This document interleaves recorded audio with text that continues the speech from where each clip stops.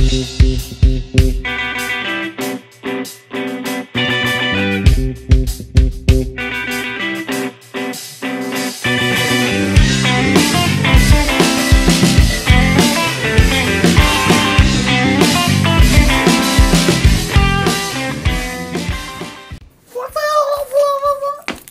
up, guys? I'm back! Guys, alam ko it's been a very long time. Na-miss niyo na ba ako? Kasi, na-miss ko na ako. Okay. So guys, today, we will be talking about something very serious, very sentimental, you know. Seryoso tayo ngayon. So, this episode is gonna be called #Kwentong Elevator. Cue music. So guys, ako, ang kwentong elevator ko is, lagi ako nag-elevator. Since first year din ako nagsistairs. So, kasi kapag nag-elevator ka, ibig sabihin, tamad ka mag-stairs. Pag nagsistairs ka kasi, di ba, exercise yun. So, tingnan yung nangyari sa akin. Elevator life! Woo! Hello! So, may tanong po ako, nag-elevator po ba kayo? Oo. Yeah. Lagi ba kayo nag-elevator? Minsan lang. Hindi. Bakit minsan? Nagsistairs ba kayo minsan? Oo naman. Or lumilipad kayo? Lumilipad. Ito lumilipad. Lumilipad. So, magkwento naman kayo ng inyong #Kwentong Elevator. Uy, #elevator daw. #Kwentong Elevator. Nautot ako. Miss na namin si Ate Susan. Nuro ko sila. Miss na namin si Ate Susan. Hi Ate Susan, we miss you. Ikaw wala? Nautot nga. Pumunta siya sa elevator. Nautot lang ako. Saan? Pero di nila alam na ako yun. Labo. Ate, ang ganda mo ngayon ate. Hi. Parang ang ganda mo ngayon. Anong name mo, ate? Lizette.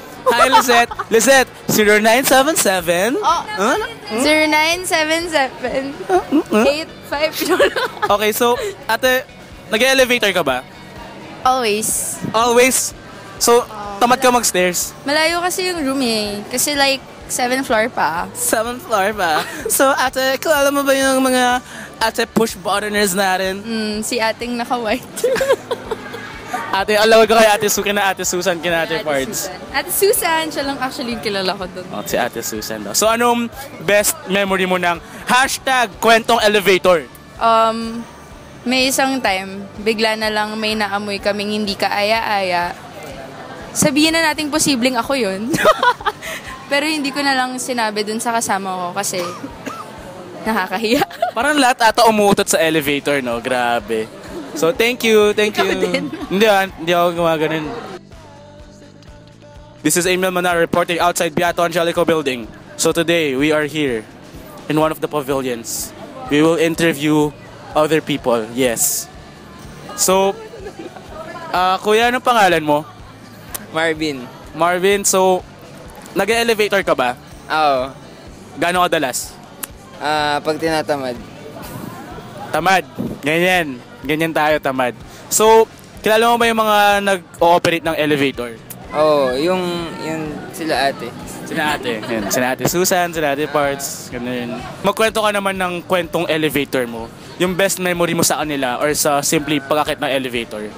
Pag late na sa klase, tapos kapag sila yung nag-ooperate nun, tapos paakyat, kunyari pagod or stress, ganyan. Kukwentuhan niya kami na parang mawawala yung stress namin. Parang paglabas namin elevator, happy na kami, ganyan.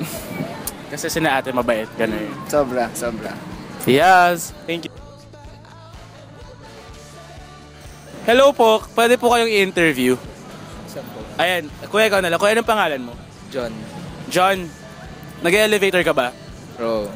May naalala ka bang best memory mo sa elevator? Ano yung elevator moment mo? Stranded ako. Paano? 5 seconds. Paano 5 seconds yun? 5 seconds walang elevator. Oo, parang namatay ila. Nagka-technical difficulties. Sige, thank you, John. Thank you. This is Vincent Castor. Vincent Castor, what is your name, Mr. Vincent Castor? Yes, I am Emil Manalo. Labo! So, sir, nag-elevator ka ba? Opo. Gaano kadalas? Minsan pag na-uplift, gusto ko i-uplift yung feelings ko. Labo. Kailangan ng elevator tapos aakit na. Labo. So, may memories ka ba? Fond memories nang nasa elevator ka? Oh, yeah. Nandun ko nakita yung first love ko. Ah, sino yan? Sino yan? Sige na. Bulong ko na lang. Sige na daw. Joke lang. Okay, thank you. Okay, thank you. We are here today with Mr. PRO. Hi. Kuya, what's your name? Sammy Gidayawan. Pag di nyo kilala, siya si Sammy. Bakit So, naman? nag-elevator ka ba? Oo naman. Lagi. Lagi. Tinan nyo, alata naman lagi naman nag-elevator. Ito, wala. Ganun talaga life. So, kilala mo may mga at sa elevator? Ah, yung bago? Hindi, yung before. Sa Ate Susan. Sino pa? My face. My face. But lahat si Ate Susan na ata kilala. So, anyway, magkwento ka naman sa isa sa mga memory mo sa elevator. Kasama ko si Ate Susan yun. Palagi siya nagkakwento sa akin. Or parang kinakamusta niya ako about sa plates ko, ganun. Tapos pagod ako, sasabihin namin, magpahinga ka naman, ganyan. So yun, Si Ate Susan caring. sobra. Ikaw ba, Sammy? Caring ka ba? Oo naman. Example naman dyan ng caring. Thank you. Kuya, what's your name? Hi, I'm Jason. Okay, so may kwentong elevator ka ba? Alam ko may batang tumatakbo sa may 8th floor. Kwentong elevator, hindi yung kwentong elevator. Ay, ano ba? May tumatakbo daw sa 8th floor. Hindi bata, ghost. Inside the elevator. With sina Ate Susan, ganun. Well, pag sila Ate Susan kasi, before, like, lagi nagtatanong kung kumain na ba kami or something. Tapos, parang, yun, busy ba kami or something like that. So, yun, very thoughtful. Okay, we are now anticipating a wild species. Very wild. Kunwari babanggayin lang natin siya. Kunwari babanggayin natin siya. Oh! Ang sakit. Kuya, anong pangalan mo? Hello, ako po si Kevin. So, Kevin Chu, nag-elevator ka ba? Oo naman, ba't hindi? Malay mo, healthy ka pala, lagi ka nagsistairs, ganun. Okay, so, may best memory ka ba sa elevator? Every memory is special eh. Magkwento ka naman sa isa sa mga special memories na yan. Yung nakita ko si Ate Susan na natutulog sa elevator, tapos kami na yung pumipindot. Masaya yun. Okay na. Cute. Sige, thank you. Thank you. Fresh meat. Introduce yourselves. Hi, I'm Chloe. I'm Kyle. Christine. Angga. MJ. Fran. Zar. So, anong section nyo? 1AR1. Wow, sabay ang pagbigkas. So guys, nag-elevator ba kayo?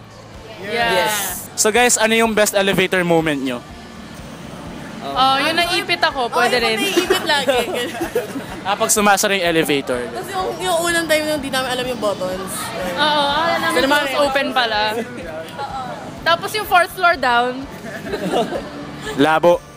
Labo nga eh. So guys, don't forget to tweet us your favorite hashtag kwentong elevator stories. So now, it's time to finish this episode of Arkisu.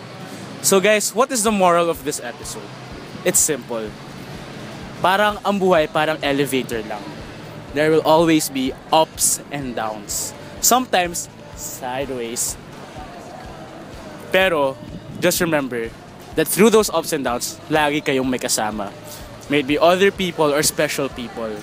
Like sina Ate Susan, sina Ate Pards, sina Ate Paz, or simply just your other friends. So remember, you're not in this alone. Kaya nyo yan. Okay? Oh, and one last thing. Please lang, huwag nyo na paglaruan yung mga ano dyan sa elevator. And, huwag na kayo umutot. Peace. Sabaw mo, sabaw ko, sabaw nating lahat.